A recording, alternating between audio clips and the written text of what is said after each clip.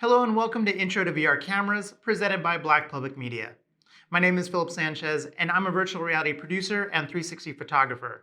And for the past 5 years, I've been using VR to create doc-style stories that shed more light onto social issues affecting underrepresented communities. And when I first started making VR films, you had to visit a bunch of different websites and YouTube videos to learn one small piece of what seemed like a huge puzzle of a process. And to be honest, today, it's still not much better. That's why Black Public Media asked me to pull together this series on VR cameras to help you get started in your journey into VR. They've also commissioned my friend Jonathan Williams to dive deeper into the VR post process, so be sure to check out those videos and the rest of my Intro to VR Camera series in the links below. In today's video, the 9th in our series, we're going to compare and contrast a range of entry-level cameras as well as a couple professional-level cameras. I'll walk you through the basic specs and point out some of the features I look for when looking at new cameras. Okay, so let's get started. Our first camera is the Ricoh Theta Z1. It's a 2-lens camera with a max video resolution of 4K at 30 frames per second. The version we have here is an older discontinued model with 19 gigabytes of internal storage. The current model Z1 now has 51 gigabytes of internal storage. The older model used to sell for $1,000. You can find it secondhand now on eBay for around $700 to $900. The current 51 gigabyte model is just under $1,050. Now, for a 4K 2-lens camera, this is quite pricey, but the reason is that it's geared more towards 360 photographers and virtual tour providers. It has a 1-inch CMOS sensor, which is probably the largest sensor of all the cameras we're showing today, and it can shoot great-looking 6.7K 360 photos. The camera is also capable of in-camera stitching, which you can download fully stitched 360 photos and videos wirelessly from the camera to your cell phone via their mobile app. While that 1-inch sensor might give it the best looking 4K footage compared to other 4K VR cameras, but as we discussed in earlier episodes, 4K 360 video is just not going to cut it anymore. It's just too low resolution. I'm also not crazy about the internal only storage. The last thing you'd want to happen on a video shoot is to have to stop production and wait to download media onto a drive when the camera storage fills up. A similar issue is that the battery isn't removable either. You can plug in an external power bank via USB-C, so this isn't a deal breaker, but having the additional power options to stay powered up on set is always useful. Many newer cameras also have the ability to shoot in a log color format, which this one doesn't. The photos can shoot in raw DNG format, but the video capability is lacking. Lastly, the apps supporting the Z1 are not great. The main mobile app that controls the camera is fine, but that's about it. The free desktop apps feel disjointed and too specialized. There's one app just to transfer files to your computer, there's another app to play or view your 360 media, and another just to stitch 360 photos, but not any of your videos. There's also a separate mobile app for video editing. That being said, this is still a great camera for 360 photography, especially if you're looking to create a Google Maps virtual tour business. But there are better options for 360 video. The next camera is the Insta360 One X2, another 2-lens entry-level camera. But this one shoots 5.7K resolution at 30 frames per second. It sells for $430. Unlike the Theta Z1, the One X2 has removable batteries for added power options and it's waterproof, which is a nice feature, especially in snow or beach climates or use on a drone where you'd probably want a waterproof camera. There's also a touchscreen that's capable of previewing your shot right on the camera, which is helpful when you're not connected to the mobile app.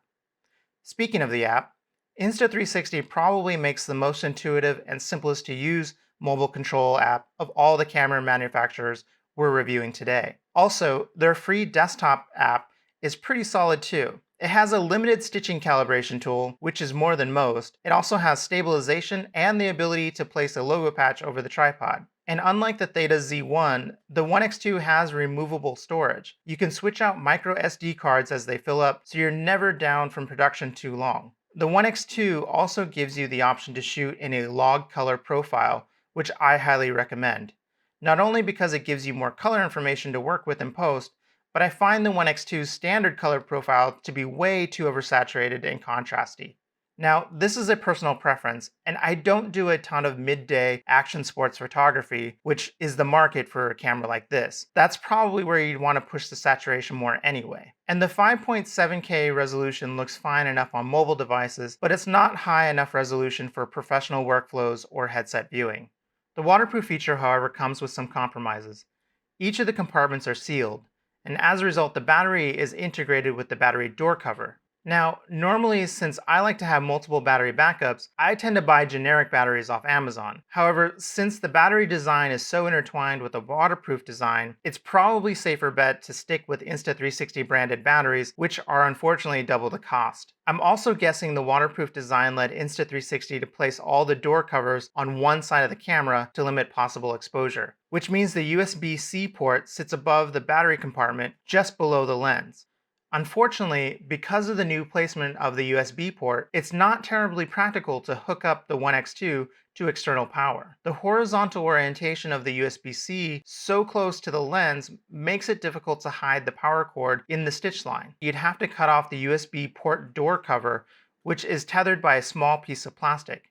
Because of the tether, the door cover flaps out and would be in view of the lens when a power cord is connected. A great alternative to the One X2, though, is the original One X, which you can find used on eBay for around $300, maybe a little less. It has all the same specs as the One X2, except it's not waterproof, and its color profile is not as saturated. Also, the USB port is better positioned and vertically oriented, therefore it gives you more power options since you can more practically plug into external power with a right-angled USB cable. Okay, next we have the Kandao QCam 8K. This is an exciting camera that sits between entry-level and pro-level cameras. Like many entry-level cameras, the QCam 8K has two lenses, in-camera stitching, and it's mostly controlled by a mobile app. But it starts to compete with pro-level cameras due to its 8K 30 frames per second resolution. The version we have here is an older model and used to sell for $600. Kandao updated it to make it capable of live streaming 8K 360 video with on-the-fly in-camera stitching. The previous version that we have here can live stream only up to 4K, but all other photo and video specs are the same. The newer QCam 8K Enterprise, as it is now called, sells for $2,000. And because of that big price jump for the Enterprise, even though they share a lot of the same specs, I would guess that you might find the first generation QCam 8K secondhand for close to its original sales price, somewhere between $500 and $600. Like the Insta360 One X2, the QCam 8K also has an LCD screen, a bigger one in fact, which is nice when operating without the phone. It doesn't have a removable battery, but the USB port placement is low on the camera body and easy enough to hide a power cord with a right-angled USB-C cable. It also has a micro SD card slot that can accept up to a 256 gigabyte card, as well as 64 gigabytes of internal storage. There are also some interesting and unique 360 photo capabilities, like a burst DNG mode, which shoots 8 DNG photos and stacks them into a single JPEG, giving the photo much more dynamic range than a single shot photo. I don't have a lot of cons for the QCam 8K, but some online chatter were critical of the app. But most of the criticism came from users unfamiliar with a typical 8K workflow, so I don't fault Kandao too much here. The only other issue came from quality control of early units, but that issue seemed to have resolved itself over time. Also from Kandao is the Obsidian R, which is a 6-lens camera that shoots a max resolution of 8K at 30 frames per second. Kandao recently discontinued the Obsidian R and its sister camera, the Obsidian S, which is an identical looking camera that shoots 6K 60 frames per second. Before it was discontinued, the Obsidians were priced at $4,200, so I'd estimate secondhand sites to sell them between $3,000 to $4,000. What's great about this camera is that it's capable of both monoscopic and stereoscopic 3D VR video. It's the only 3D camera in the group. It can also shoot in log format and probably has the flattest color of all the cameras we're comparing today. It also has multiple power options, including 12-volt DC, power over Ethernet cable, or just with 2 Canon LPE6 batteries, which are very affordable. But with more lenses come more steps in the workflow. Each lens records to its own micro SD card, so to operate this camera you need a minimum of 6 cards. But you probably want at least 12 cards so that you have a set to switch out while you offload footage from the other set. And with each lens recording 4K resolution, you'll have a lot of data to manage. Much more than entry-level 2-lens cameras, but none of this is unusual for pro-level cameras though. But 6 lenses, each shooting 4K video all back-to-back, create a lot of heat, and the camera body can get really hot to the touch. I don't remember exactly how long it takes to overheat, but I generally try to keep my takes at 10 minutes or less, and that lets me shoot a full day without interruption. But this isn't a hard and fast rule. There are a lot of environmental factors that go into how much runtime you have before the camera overheats. Lastly, Candow made a very robust looking free desktop stitching program specifically for their Obsidian cameras. It can even generate depth maps, which has many cool post-production uses. But unfortunately for me, it's PC only.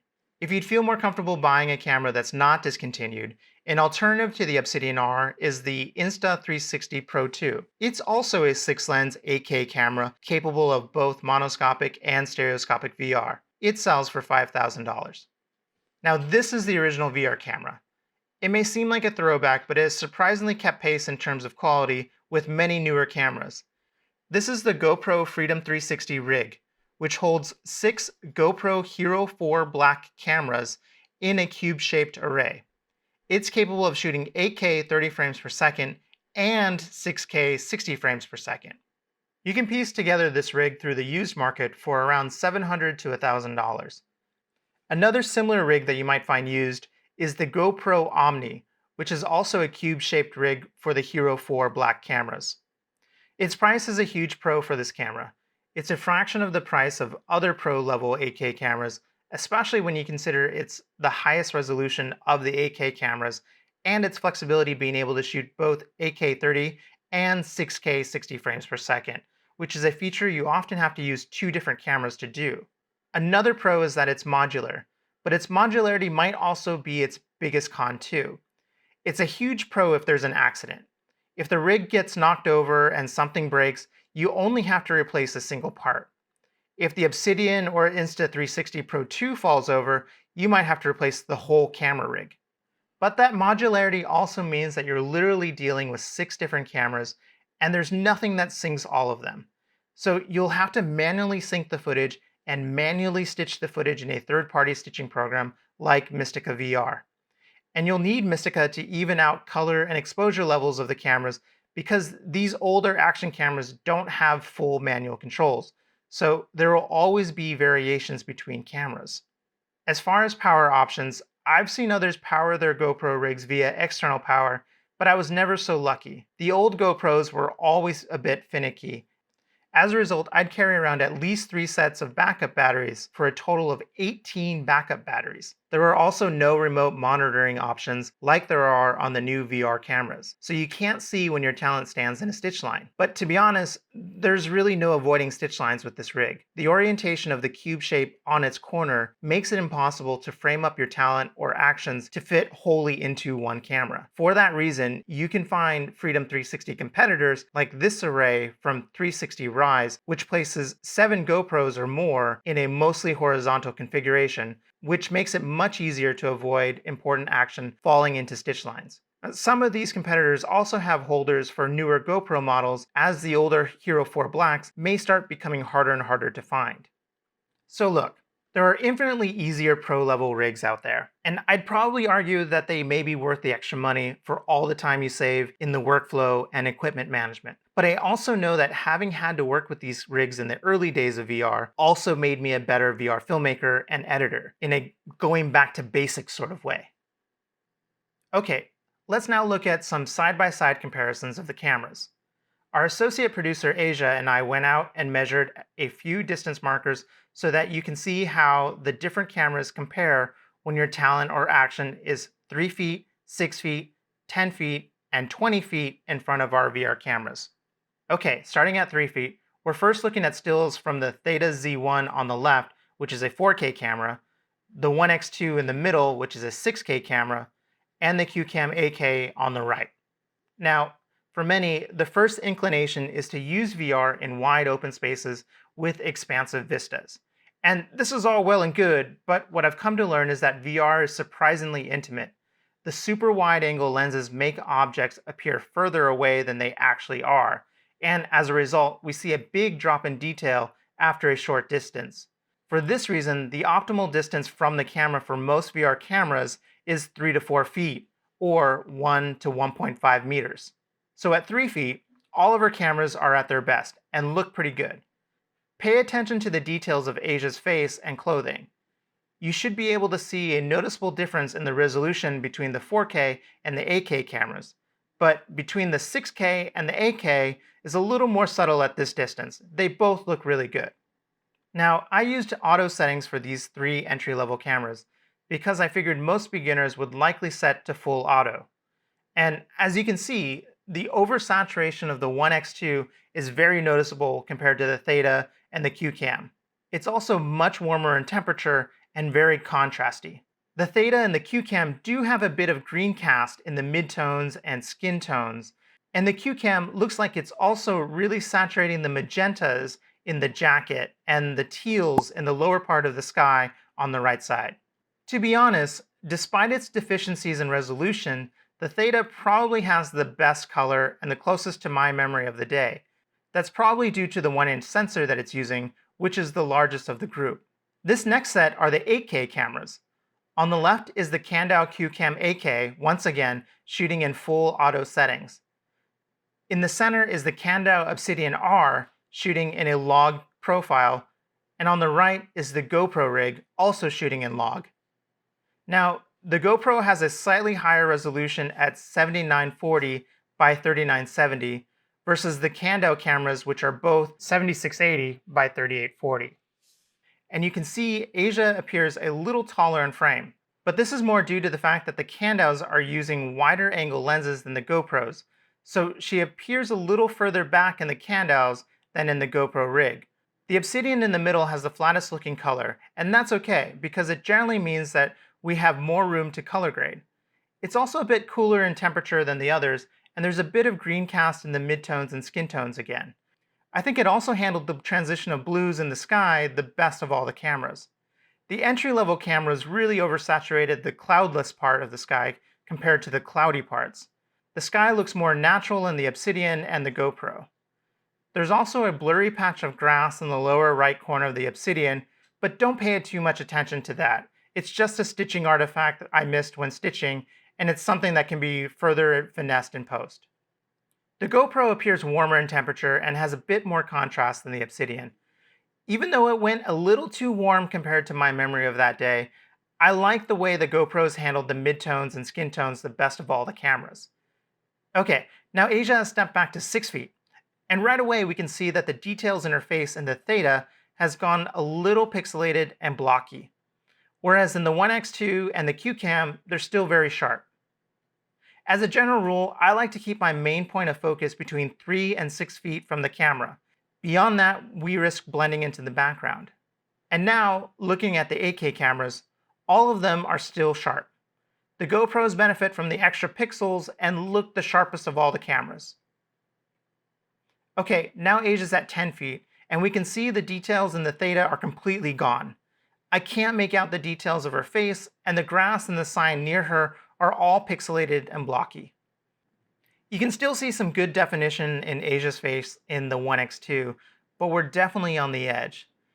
The definition of the grass near her has also begun to go soft.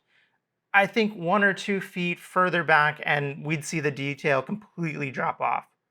We're still looking good at 10 feet in the Q-Cam. Even the grass near her is still sharp, and the sign is still readable. And it's the same story for the Obsidian and the GoPros. GoPros are again a tad sharper in the face. Okay, now Asia is standing 20 feet from the camera, and as you can see, the definition is completely gone in the Theta.